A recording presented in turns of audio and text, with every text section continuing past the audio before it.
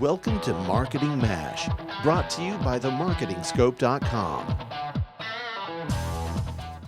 This is Shelley Kramer, and I'd like to welcome you to this week's edition of the Marketing MASH, brought to you by Eric Vidal, who's here in spirit, but who's not able to talk with us. But you can stare at his handsome face. And the Marketing Scope. So we are lucky today to have Mark Bornstein as our guest. He's with On24. He's the Vice President of Content Marketing for On24 and webinar platform. Virtual event solutions, things like that are what they offer. So we're going to talk about, I know that many of you are interested in lead gen. I know our clients are. And what we're going to talk with Mark about is just why webinars can be so valuable for you from a lead gen standpoint, and just get some great info from him. So without further, and Brian Fanzo is here with us. Welcome, Brian. So without further ado, hey, Mark, tell us more about you that I didn't cover. Well, first of all, I should point out that the handle that you see, former me, is not my actual handle. It's @4MarkB. So if you want to connect with me on Twitter and other places, @4MarkB is the appropriate handle. But I've been in tech for almost 20 years now, and a part of marketing for most of that career. At On24, we are all about demand generation and webinar marketing, and so we're really focused on working with B2B marketers and some B2C marketers as well. In terms of there's a lot that's happening right now in the evolution of marketing, the evolution of content marketing and demand generation, and I think that webinar marketing is a big part of that evolution, because I think the future is engagement. And everything we've been talking about for the past year or so has all been about marketing engagement. And how do we move from these traditional marketing models, like dropping a white paper or a case study, to having an engagement model where we're actually engaging directly with people? And that's what we've been talking about with webinar marketing. Great. So, obviously, the Marketing Scope, that's what we do too, and our customers are in the B2B space, so we're very much on the same page. Frankly, why you're here, I don't know. No, I'm kidding. But, we have customers that are moving beyond the, we're happy with blog content, white papers, case studies, to really bring me the leads, and that's what it is our customers are looking for. So maybe, talk a little bit about, why it is that webinars are so good. Obviously, engagement is part of it. But for people in the audience who may not be familiar with that, people who may be listening to this afterward, give us some thoughts on why webinars are so important as part of your content and your demand gen mix. Yeah, so let me start by actually talking about a shift that's taking place in marketing. Many of you may have already sort of be familiar with these concepts, but the buyer, right? The buyer habits are changing dramatically. People are self-educating through the buying cycle. We hear that again and again and again. Nobody wants to talk to a salesperson anymore. Nobody's, clicking on that email. Everybody wants to go out and do their own research and sort of educate themselves literally throughout the buying cycle, almost until the point of purchase, which means marketers have a lot more responsibility. The sales organization now typically doesn't touch a lead until they're much further down the funnel. And so how we as marketers are interacting with our prospects changes dramatically. We have to be more involved with them. We have to do a lot more hand-holding than we ever did before. Why webinars are an important part of that is this. When we're talking about nurturing a prospect through the buying cycle, the only way we can do that is if we're actually engaging with them and getting feedback from them in the way a salesperson would have years ago. So webinars are unique. Let's take an example. You have an email campaign and you're pushing out a case study, and you invite people to download this incredible case study or report, and and that's your program. What happens in that scenario if somebody says, I like it, I want to download this white paper or case study? You get the demographic data, so you get a name, but do they Do they open the white paper? Do they read it? Do they have thoughts? Do they have opinions, attitudes? They like it or not? Are they more or less interested in you as a company? You don't know, right?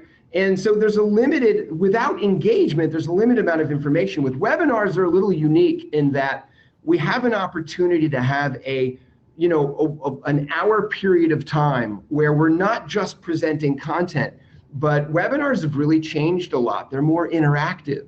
We're not just delivering a presentation. We're having a conversation with an audience. Absolutely. Right, through Q&A and polling and idea storming and chat, and social media is being integrated into the webinar experience now. And not only that, but we're pushing a lot of different content types. So folks are hearing your presentation. They may be downloading additional papers. You may be giving them links to blogs and community sites or to video portals. So it's a multi-touch content experience. There's a lot we can do with a webinar to have a much higher level of engagement. The idea is that we no longer as marketers strive to get names. Now we try to get a well-qualified lead. How do we, out of 500 people that we engaged with in a webinar, how do we figure out what percentage of them are really hot prospects? Maybe they go right to an SDR or right to an AE, and what percentage maybe needs to go to nurture. With engagement, we're able to do that. We're able to measure, not just get the demographic data from a reg form, but we get behavioral data.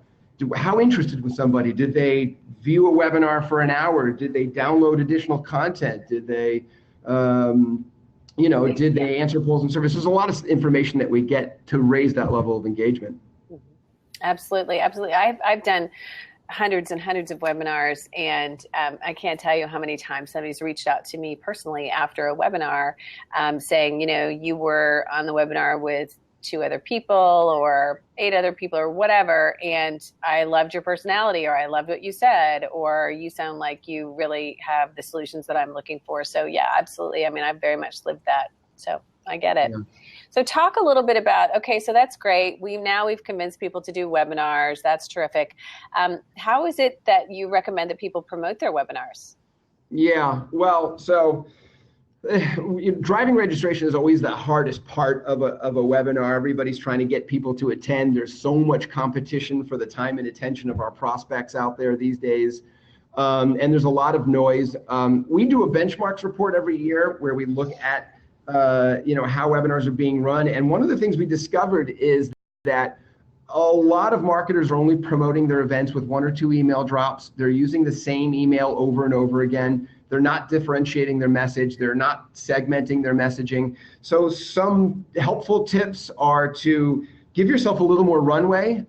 We see that webinars promoted over beyond 10, I think it was 14 days, actually you can increase your registration numbers by like 30%. But one thing we recommend people do is don't just create one message, one email, and drop it multiple times. Create multiple emails, mix it up, do HTML, do plain text. Plain text emails are really effective. A little more personalization really works well. If you've got maybe specific targets that you're segmenting, maybe you can create custom messages for each one. Same thing with social. People tend to be less creative with social, and they're like, they send out an event name and a link, and that's it. Right. Why not tease out some of the content and mix up the message? Try different times. There's a lot we can do to get more people to attend our webinars and see our content. We do that as well, and we write.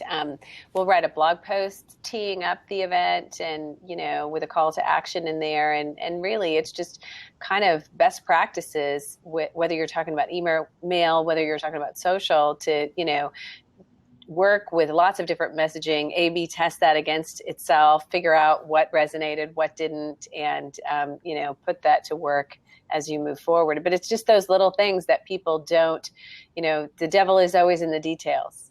Yeah. Shelley, isn't it interesting that we as marketers, we're always talking about A/B testing, but how many of us really do it? We do it all the time. Yeah, we do too. I love A/B testing.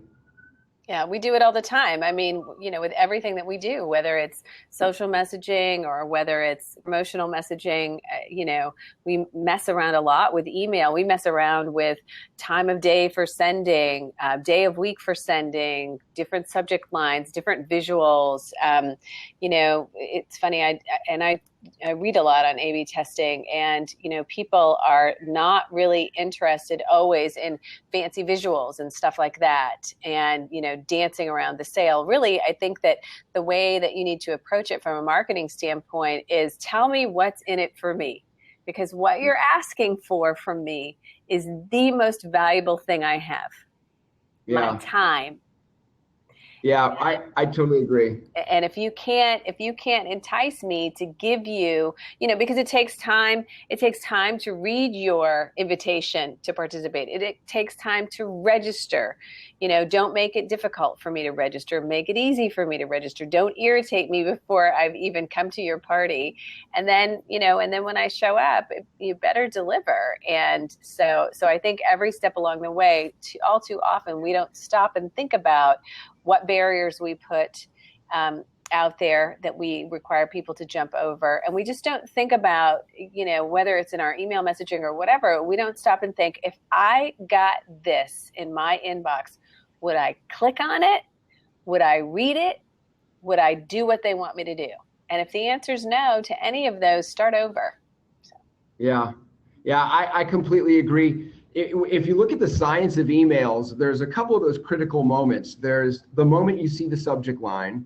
Yeah. So we always do A/B testing on the subject line. Then there's that next critical moment, which is you open the email and you read the first few words of the first sentence. That first sentence of an email is absolutely the most important piece of content you write for the success of whatever it is you're doing, whether it's a webinar or a drop campaign for a different piece of content.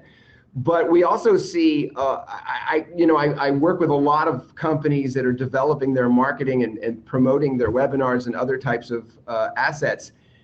And they tend to think that more content is better, and it's such a mistake. I think less content is better. I think you want to be specific. I love what you said about great visuals are not always the answer. These days, personalization seems to be much more effective. That's why I talked about plain text emails. Right. We actually, when we do our own email drops, we typically do 2 HTML, 1 plain text. The plain text almost always performs better. So I'm a big proponent of a lot of personalization when you're trying to get people to sign up for anything. So why do you think, real quickly before we move away, why do you think the plain text emails perform better, Mark? A couple different reasons. A lot of people actually think that their email's written to them, or at least for a brief moment, they have that unsure, sense of, is this something that he sent to me or not? Right. I get, every time we do a plain text email, I inevitably get a handful of responses of people that actually believe I wrote them an email, which is, good and bad, but, I don't know if it's their, So I think that's important, but I also think it's the tone and tenor of the email. I think that when you tell somebody from a personal perspective why something is going to be important to them, and you try to make a human connection, and you try to make that email be about me and about you, and mostly about you, as you said before, people respond much better to that type of content. And also, I think the art of a really great plain text email is the human nature of the language. The more human it feels, the more real it feels, and the less marketing-y it feels, the better. I agree. Brian, what were you going to say? Well, it's interesting just from a webinar perspective. I use an app on my phone called Inbox by Gmail, right? And I can swipe right when I look at just the titles of my inbox, and it'll automatically archive without opening it. So I would say, as someone that loves and as a recent, even bigger believer in email marketing, I think of, from the title being not only important, but I was curious from On24, looking at webinar kind of promotion outside of the norm. So outside of the traditional email marketing, even posting it from your social channels, from the brand accounts that are either sponsoring it or the people that are guests. What are some of the things that are starting to work maybe outside? Because I can tell you the 2 most recent webinars that I signed up as a user were actually someone that was doing a recap of their webinar on a Blab. And Steve Dotto was talking about how he used Evernote and it was just kind of giving a recap, and had 2 of the guests on here for 5 minutes afterwards. And about a minute into it, I was like, gosh, I needed that webinar. I went back and signed up for the next one. And I thought it was interesting because I was like, that's not like somewhere I would say it would normally be somewhere you would advertise or promote a webinar, even doing one after it's over. But I was curious, is there other things that people are doing that are either leveraging different networks, different platforms, even kind of offline events? Yeah, absolutely. So a couple of things are happening. Probably the most successful thing that people are doing outside of email campaigns is leveraging communities and segmenting their social interaction. So for instance, most companies, or many companies, have communities they've built. They've got a blog following they've built. They may have assets that are where they've got discussion forums or other things where they're communicating with people, and they're basically using those sources as a great way to promote their content. That's been really successful. There's a lot of folks that are doing retargeting now and are actually buying their way into a larger audience. Yeah. There's advantages and disadvantages to doing this. You're going to get more numbers. Your CPL is going to be probably a little bit higher. On the other hand, if you're doing some retargeting, you can be really successful. We've actually seen people have a lot of success with, after a live event is over, forgetting the email campaigns, taking the piece of on-demand content, either using it as a whole piece, cutting the webinar into a couple of different smaller pieces, using SEM and having a whole strategy to drive that. A medical company did that recently, and they had like 10,000 post-live views by just having an SEM strategy to push people towards their on-demand webinar content. Mm-hmm. Interesting. So I'm sure that you see, I'm sure you see marketers making mistakes when it comes to webinars. Tell us about some of those.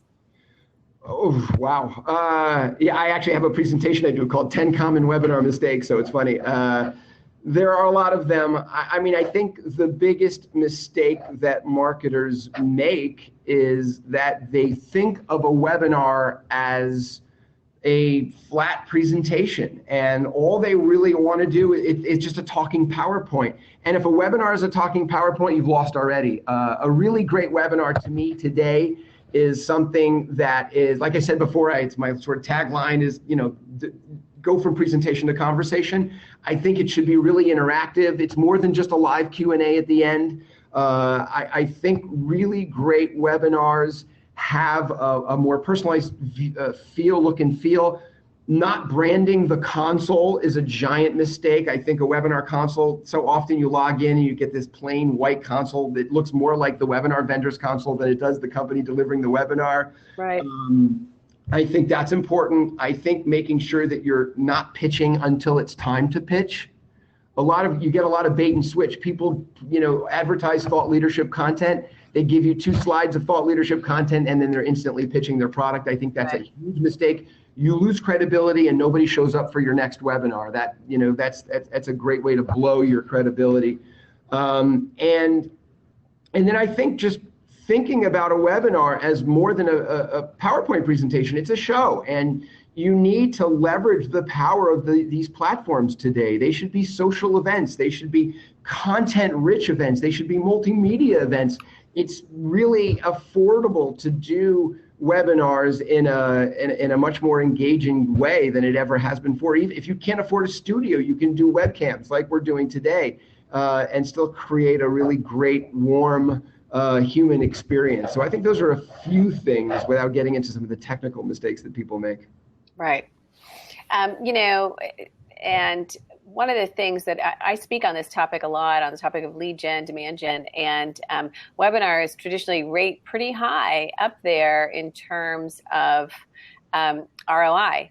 And so are we seeing, how are we seeing, Eric's question is, how are webinars doing compared to other things that you're seeing in the demand gen market? Are you still seeing that they're ranking pretty high? We are, and we certainly have clients coming to us asking for that to be built into the content that we're developing for them on a regular basis. Yeah, I mean, it's not just all of us. Forrester says that, the webinars are right up there as the #1 generator of leads. But what's interesting now is Forrester's got a slide that basically shows webinars literally at the, anywhere between 1 and 3 when it comes to driving awareness, generating leads, nurturing prospects through the buying cycle, and then even upselling and cross-selling. I think for driving awareness, it was like second to website. Right. So yeah, I mean, and by the way, that's for us, it's the same thing. I mean, webinars are by far, when we at the end of every quarter measure our own lead generation and pipeline generation, it's everything else, and then webinars is so far off the chart that we can't even put it on the same graph. I think it's that way for most marketers today. And it's because of that thing we talked about earlier, right? It's so unique. We don't have other marketing vehicles, or very few marketing vehicles, that give us the ability to, literally present multiple content types, have multiple engagement types, have gateways to lots of different avenues. We can connect people to our websites. We can drive them to communities and forums. We can get them to our blog sites. Right. It's a unique opportunity for marketers today. Well, but I think that the danger that happens, whether we're talking about social, whether we're talking about content, written content, whether we're talking about live streaming, whether we're talking about webinars, what's happening, what I see happening with webinars is that, that what we're hearing as marketers is, bring me the leads. Yes. I don't care what you do, but bring me the leads. And there's a difference between qualified leads and leads. And I think that what we're seeing is, I think we're starting to see, and I think we're going to see even more of a glut of webinars being offered, just like we have a glut of content and, a glut of social. And it becomes more and more difficult for prospective buyers to sort through and figure out what's worth the investment of my time. So it really does become inherently so important on a brand doing webinars, to have a great list, to be able to have a plan to market those webinars. I mean, I think that it will be easy for people to spend money trying to do webinars for lead gen that will not deliver results, in the same way that they're often spending money for content for their blog, which is, either, and you can have the best content in the world. You can be writing and publishing the best content in the world, but if nobody's reading it, it's going to do you zero good. So I think that that's really what becomes the challenge now. And it becomes a challenge for people like you and people like us who've been established in the demand gen space for a while and have been offering webinars. We're not new to this party, but I think there are a lot of people that are new to the party, or they're going the DIY approach. Is right. Anybody can do a webinar. And so I just think that becomes the challenge for consumers, is to find the best offerings for people, for those of us who market those, to really deliver those offerings in a way across multiple platforms that, our customers can find us. But I think that's what we're looking at, I think we're looking at a glut on the horizon of webinars everywhere. I think you're right. There's a lot to unpack with what you just said there, Shelley, but there's a couple of things that you said that I think are so dead on. The first one is this idea that, we've got to get beyond just trying to use these tools to get a name. Right. And that's what you led with. Absolutely. Yeah. So my CMO actually did something interesting. He basically said, you know what, forget all this old stuff. We're going to own the entire pipeline. And he now tells us that, look, I don't want 600 names. I want 70 incredibly well-qualified leads. Right. And this is what we've got to be really thinking about. And when you talk about common webinar mistakes, like, I think the biggest mistake is thinking that if you've got a lot of registrants, you've won. Right. A lot of companies basically think that success happens before the webinar's even been run, because we got the name, we got the reg form, we're done. Right. Registration data is not a hot lead. Registration data is still an almost cold call.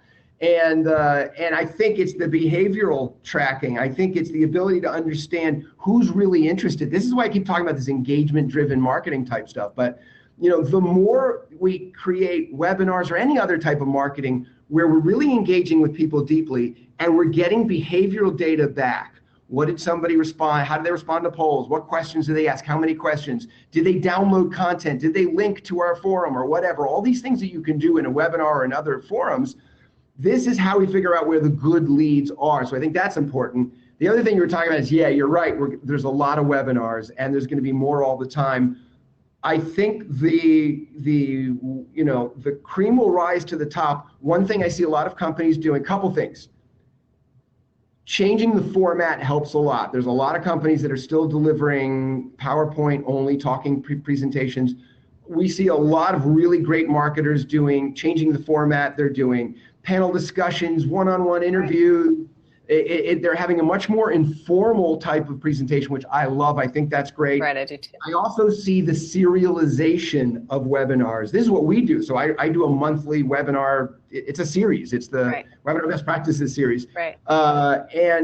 And I see Spiceworks does an amazing webinar. I love their webinar series. It's branded. They do the same thing every time. It's so informal and loose and fun. They're talking about IT technology, but they make it fun. So I think we're going to see webinars get better. There'll be more of them, but I think they're also going to get a lot better, and it'll keep people coming back for more. You know, when you were talking, it also reminded me about one of my pet peeves, and I have a lot. when I participate in a webinar and I get contacted from the sales team immediately following a webinar, sometimes whether I've actually participated or not. And I think what we need to do, I think we need to get more sophisticated. And this is not just on the shoulders of marketing. I think this is really where marketing and sales need to be connected, because, you know, if you're investing in webinars for lead gen and you're handing over an Excel document of leads and turning your green salespeople on these leads. And those salespeople, they're not stopping to look at my website. They're not stopping to evaluate why I might be interested in demand gen. Obviously, if they come to my website, they know I'm a marketer. Do I want to offer this to my clients?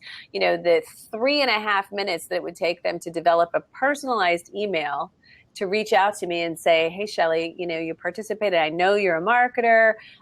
Maybe this is something you want to offer to your clients, whatever. We'd love to talk. Instead, I get the same bullshit email that 75 other people get, because people are too lazy to spend any time digging a little deeper. So I think that it's also incumbent upon our sales teams, but it's also incumbent upon our marketing, those of us in marketing, to teach our salespeople, because I think there are a lot of people that just don't understand what customers want today. And we do not just want to be sold. We don't want to sit through a webinar and then have you beating down our door. If we want you, we know where to find you. Yeah. You know? Yeah. Absolutely. So, absolutely. There is a time to pitch. I mean, you know, the thing about webinars is we're talking about webinars for lead generation. One of the things that we're seeing is more companies are actually using webinars at every stage of the buying cycle, which is great. You know, we've got our thought leadership webinars, but now we also, because of all of this stuff we can do, like for instance, a lot of companies are delivering what they call deminars now. Can you see my air quotes? I can, I like it. Where they're delivering, you know, they're literally delivering a demo using screen share, live screen share in a webinar, where you're showing off software and you're showing off your services, your solutions. And it's a great way to get people who are close to a purchase decision to sort of see themselves using your product. That's great. There's a time to pitch. And by the way, webinars are also good tools. I'm talking webinars a lot. Yeah, of course I am. But when you're delivering your thought leadership, no pitching. In my webinar series that I do every month, it's thought leadership. I almost never talk about On24. I don't talk about our product. I don't talk about our platform. I don't talk about our features. All I talk about is webinar best practices. Right. And I hope through osmosis that you'll want to engage with us more. We give you lots of opportunities to sign up for things and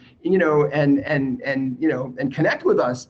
But I want to build trust, and I establish thought leadership and be a voice that some people want to come back and hear. And ultimately, I think it works better for our brand and our platform. Right. So I'm with you on that.